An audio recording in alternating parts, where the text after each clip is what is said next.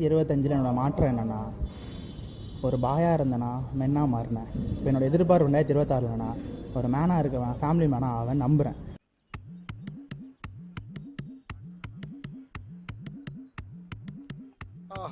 காலங்காத்தால ஒரு ரூசு போயிட்டு வந்து சிக்கிட்டமே, இவன் ரூட்லயே பேசி அனுப்பிச்சிட வேண்டியதான். 2025 நல்லா போச்சு. 2020 எப்படி இருக்கும் தெரியாது. அது நானா உருவாக்குறேன். டேய், இவன் வேற என்னை ரொம்ப டார்ச்சர் பண்றான்டா.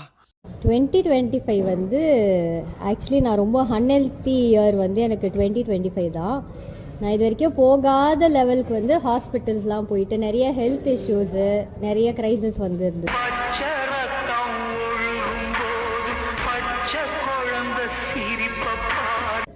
ப்ரொஃபஷ்னலி ஓகே, சம் மேனேஜபிளாக நல்லா போயிட்டுருக்கு.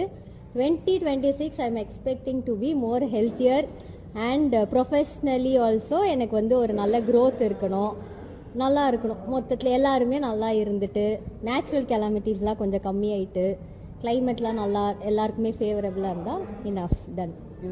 2025 நான் எதிர்பார்த்ததோட லைஃப் நல்லா தான் போச்சு. இந்த வருஷத்துலேயே கிட்டத்தட்ட family trip, friends trip, friends with family, இது மாதிரி நிறையா ட்ரிப்ஸ் போயாச்சு. அதேமாரி என்னோடய கெரியர்லேயும் கொஞ்சம் டெவலப் ஆன மாதிரி நான் ஃபீல் பண்ணேன்.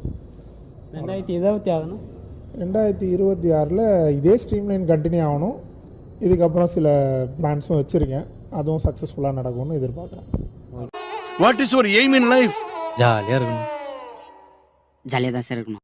2025 என்னோடய அரசியல் பயணம் ஆரம்பிச்சுது, நல்லபடியாக போச்சு. 2025 இறுதியில் இளைஞரணி அமைப்பாளராக திமுக கழகத்தால் நியமிக்கப்பட்டிருக்கேன். பைத்தியமாயவன் ரொம்ப நேரம் நல்லா பேசிக்கிட்டாலையா. 2026 கட்சிக்கான பணி சிறக்கும்.